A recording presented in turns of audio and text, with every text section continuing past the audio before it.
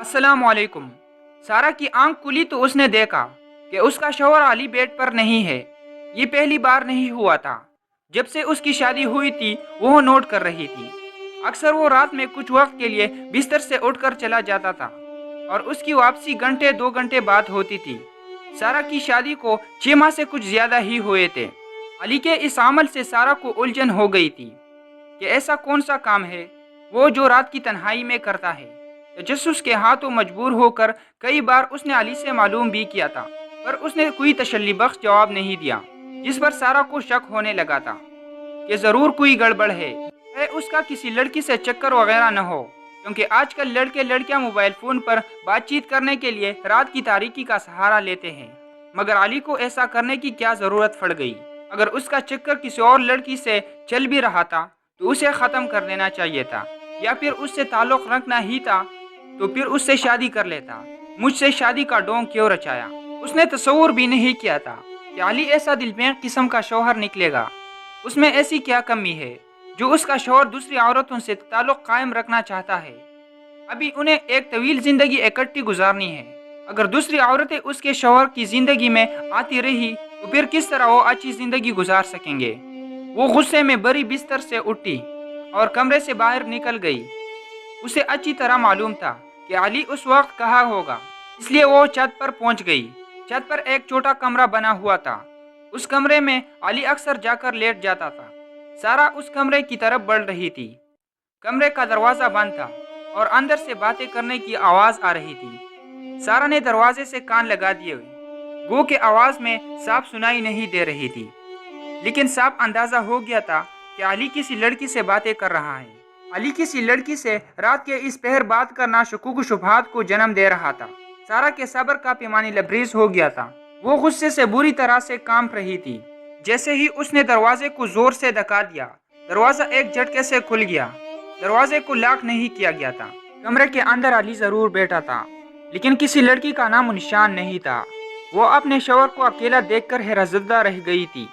अभी अभी उसने लड़की की आवाज़ साफ सुनी थी। अली के हाथ में मोबाइल भी नहीं था। जो हो बचती कि मोबाइल फोन के स्पीकर की आवाज़ से कमरे में लड़की की आवाज़ गूंज रही हो। अली भी हैरत से सारा को देख रहा था।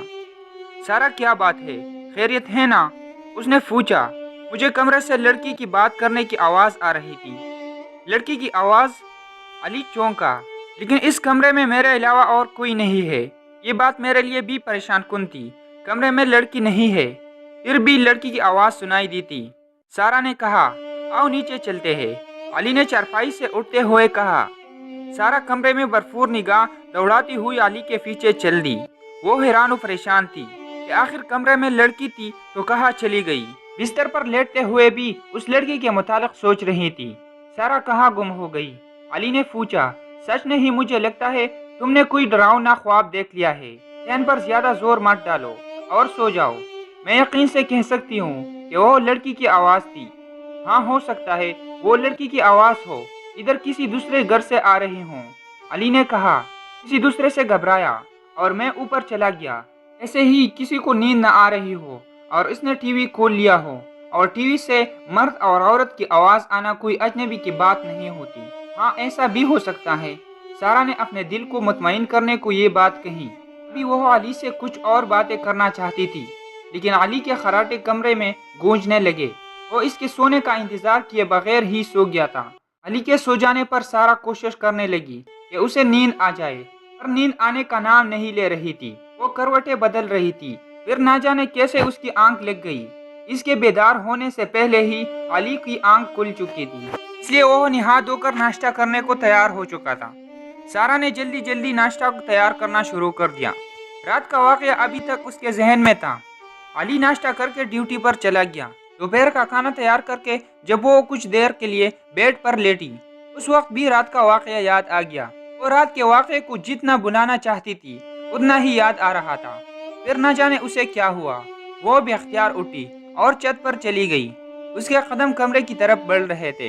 कमरे के पास पहुंचकर सारा ने एक झटके से दरवाज़ा खोल दिया। अचानक उसकी नज़र एक लड़की पर पड़ी जो बड़े आराम से चारपाई पर लेटी हुई थी। दरवाज़ा खोलने पर उसने सारा की तरफ देखा। वो लड़की बड़ी ही हसीन थी। ऐसी खूबसूरत लड़की सारा ने अपनी ज़िंदगी में नहीं देखी थी। بھی وہ اس لڑکی سے کچھ پوچھنا چاہتی تھی کہ وہ لڑکی چارپائی سے اٹھی اور تیزی سے کمرے سے نکل گئی۔ سارا نے پلٹ کر اس کی طرف دیکھا، لیکن اب چھت پر کوئی بھی نہیں تھا۔ اس کے بدن پر کپ کپی سی طاری ہو گئی اور وہ بے اختیار گھبرا کر نیچے کود پڑی۔ وہ جیسے ہی نیچے آئی، دروازے کی کنڈی زور سے بجی۔ سارا نے دروازہ کھول دیا۔ علی دوپہر کا کھانا کھانے کے لیے آیا تھا۔ وہ اسے گھبرایا ہوا دیکھ کر چونکا۔ کیا بات ہے سارا؟ اتنی گھبرائی ہوئی کیوں ہو؟ کمرے میں لڑکی۔ وہ چونکا۔ ہاں علی، میں نے اپنی آنکھوں سے کمرے میں ایک لڑکی کو چارپائی پر لیٹے ہوئے دیکھا۔ پھر وہ اچانک اٹھی اور کمرے سے باہر نکلی اور غائب ہو گئی۔ میں گھبرا کر نیچے دوڑی چلی آئی، سارا نے بتایا۔ اس کی بات سن کر علی کے چہرے کا رنگ اڑ گیا تھا۔ یہ کیا چکر ہے؟ مجھے بتاؤ۔ یہ سب تمہاری وجہ سے ہوا ہے۔ میری وجہ سے؟ وہ چونکی۔ ہاں، تم اس کے بارے میں جاننے کی کوشش کرتی اور نہ وہ تم پر ظاہر ہوتی، لیکن رات سے تم اس کے بارے میں جاننے کو بے چین ہو، اس لیے غصے میں اس نے تم پر خود کو ظاہر کر دیا ہے۔